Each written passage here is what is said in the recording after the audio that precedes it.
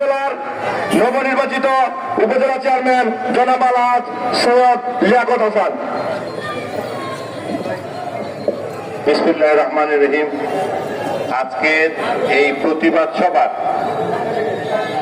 সম্মানিত সভাপতি, উপস্থিত যুবক সম্প্রদায়, মুরব্বিয়ান, আসসালামু আলাইকুম। আমার আসামপাড়া যেতে হবে, একটা জানাজার জন্য আসামপাড়া যাওয়া লাগবে। ওইটা একটা সুইসাইডের মৃত্যু, সেই জন্য আমি আসামপাড়া যাবো, জানাজা শরীক হবো। আজকে যে ব্যারিস্টার সুমন আমাদের এলাকার এমপি, আমি উপজেলা চেয়ারম্যান, আমি মনে করি আমাদের এমপি সাহেব যদি আমার সাথে মিলে আমরা একসাথে কাজ করে চুনারঘাটে অনেক উন্নয়ন হবে। গতকালকে আমি আপনাদের কাজী সরকার নিয়ে বসছিলাম, যানজটের ব্যাপারে কি করা যায়, এটা আমরা প্রতি সপ্তাহে ফলো আপ করবো। আমরা যদি ব্যারিস্টার সুমনের মতো মানুষের ধরে না রাখতে পারি, এটা আমাদের ব্যর্থতা। আপনার চুনারঘাটবাসীর কাছে আমার একটা অনুরোধ, আপনারা যেরকম সোচ্চার হয়েছেন, জাগ্রত হয়েছেন, আপনাদের কাছে আমার একটা অনুরোধ, ব্যারিস্টার সুমনকে বাঁচিয়ে রাখার জন্য যা যা করা আমরা চুনারঘাটবাসী করবো।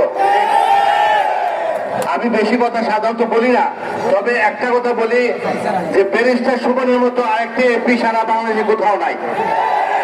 এই যে এমপি, আমি গেছিলাম আপনার ওই চরমোনাই, ট্রলারে আমি বসছি, একটা ছেলে বলে যে আঙ্কেল আপনার বাড়ি কোথায়? আমি বলছি হবিগঞ্জ। হবিগঞ্জে কোন জায়গায়? আমি বলছি চুনারঘাট। ব্যারিস্টার সুমন চিনেন? আমি বলছি আমার ভাগিনা। তো চরমোনাই বলেন আর বাংলাদেশ যে কোনো জায়গায় বলেন, আমি ঢাকায় কোনো ব্যাংকে গেলাম, যদি বলেন আঙ্কেল আপনার বাড়ি কোথায়? আমি হবিগঞ্জ, ও ব্যারিস্টার সুমনের এলাকা। এই যে একটা পরিচিতি, চুনারঘাটকে দিয়ে আমার পরিচিতি করতে হয় না, ব্যারিস্টার সুমনে দিয়ে আমি পরিচিত হতে পারি। আমি আমার দেশের মানুষের কাছে, চুনারঘাটের মানুষ অত্যন্ত দরদ দিয়ে ব্যারিস্টার সুমনকে এমপি বানিয়েছে, আমাকে উপজেলা চেয়ারম্যান বানিয়েছে। আমি দেশবাসীর কাছে একটাই চাইবো, সুমনের জন্য যত রকমের আন্দোলন করা লাগবে আমি তোমাদের সাথে আছি। আমার যে জুনিয়র ছেলেরা আছে তাদের কাছে সুমনের জন্য যত রকমের আন্দোলন হবে আমি তাতে শরীক থাকবো, এবং তাকে আমরা বাঁচিয়ে রাখতে হবে ইনশাল্লাহ। আল্লাহ, কিন্তু আমাদের চেষ্টার কমতে থাকবে না। আল্লাহর কাছে আমরা এটাই চাইবো, আল্লাহ আমাদের এমপি সাহেবকে তুমি বাঁচিয়ে রাখো। আমরা এটাই বলি, কিছু হলে এখন করে করে